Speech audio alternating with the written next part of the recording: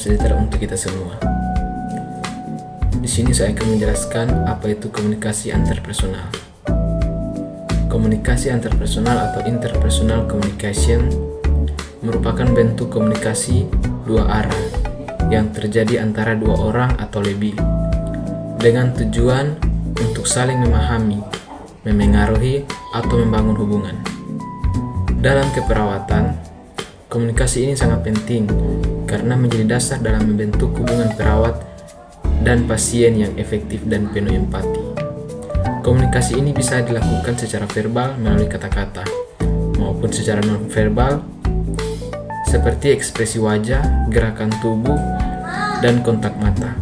Komunikasi antarpersonal juga memungkinkan pertukaran perasaan, ide, nilai, dan emosi yang lebih dalam. Dalam keperawatan, komunikasi antarpersonal bukan hanya bertujuan untuk menyampaikan informasi medis, tetapi juga merupakan sarana yang membangun hubungan terapeutik yang mendukung kesembuhan pasien. Seorang perawat perlu mampu mendengarkan secara aktif, menunjukkan empati, serta menyesuaikan komunikasi dengan latar belakang sosial dan psikologis pasien. Menurut penelitian oleh Shimamura DKK 2022, mahasiswa keperawatan yang memahami komunikasi terapeutik mampu membina hubungan yang lebih baik dengan klien mereka. Oleh karena itu, penguasaan komunikasi antarpersonal merupakan kompetensi dasar dalam praktek keperawatan. Yang selanjutnya yaitu komunikasi. Tujuan utama komunikasi antarpersonal dalam keperawatan adalah untuk menjalin hubungan yang efektif antara perawat dan juga pasien. Beberapa tujuan penting antara lain, yang pertama, menjalin hubungan saling percaya, di mana pasien merasa aman untuk berbagi informasi pribadi. Kemudian yang kedua, memberikan informasi yang akurat terkait perawatan, diagnosa, dan juga terapi yang dijalani pasien. Kemudian yang ketiga, membantu pasien untuk memahami kondisi kesehatannya dan juga membantu pengambilan keputusan bersama. Dalam komunikasi yang baik, perawat bukan hanya sekedar informan, tetapi juga menjadi fasilitator. Ini sejalan dengan prinsip patient-centered care. Tujuan lainnya adalah untuk menurunkan kecemasan dan stres pasien, serta menciptakan suasana emosional yang lebih nyaman. Misalnya, komunikasi yang menenangkan saat prosedur invasif dapat membuat pasien lebih kooperatif.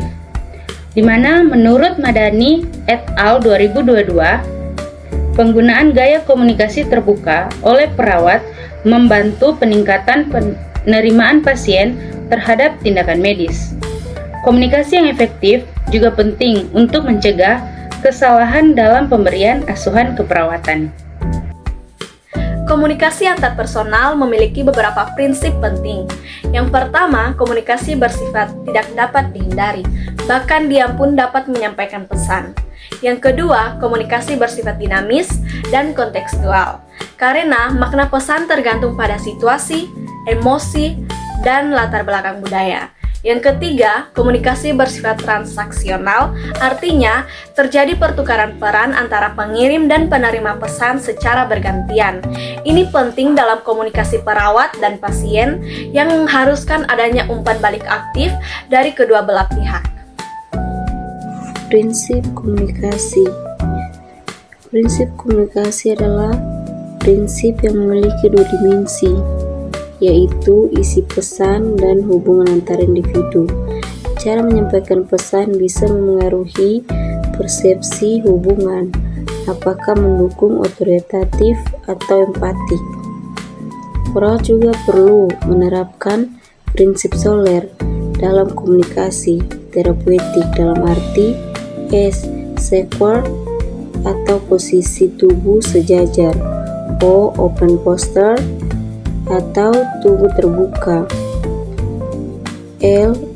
Lean forward atau sedikit condong ke depan, E.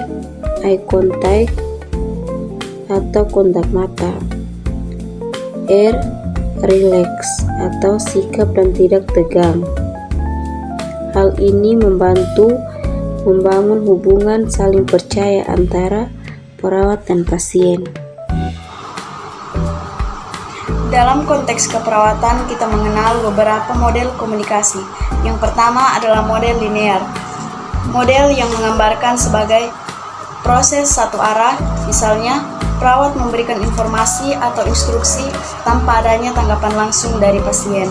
Yang kedua adalah model interaksional, di mana komunikasi berlangsung dua arah, ada proses umpan balik yang memungkinkan perawat menilai apakah pasien benar-benar memahami pesan yang disampaikan.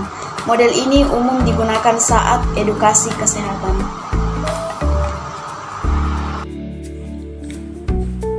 Model komunikasi transaksional. Model komunikasi transaksional melihat komunikasi sebagai proses simultan dan kompleks di mana pengirim dan penerima saling memengaruhi dalam waktu bersamaan. Dalam praktik keperawatan, interaksi antara perawat dan pasien seringkali bersifat transaksional. Misalnya, saat perawat menjelaskan prosedur medis, ia juga harus mempertahankan respon emosional pasien, seperti ketakutan atau penolakan, lingkungan rumah sakit, dan budaya. Dan faktor psikologis, semuanya turut memengaruhi efektivitas komunikasi.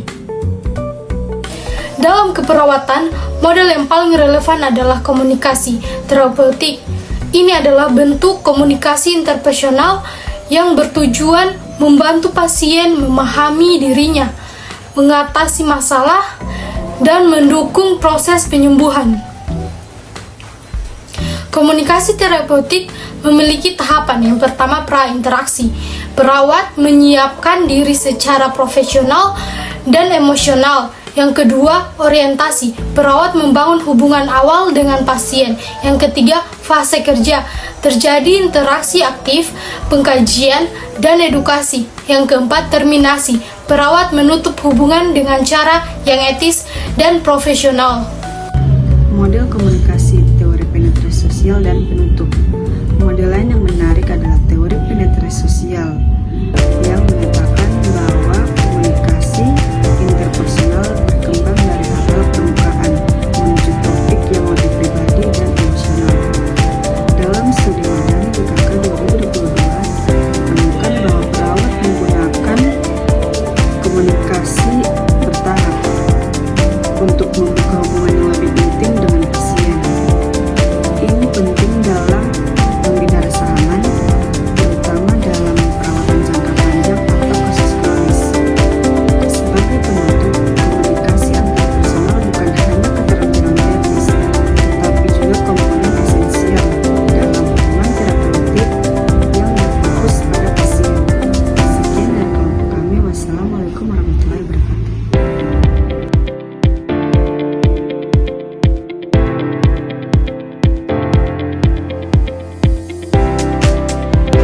Sedikit Palu. Best of Sasmi.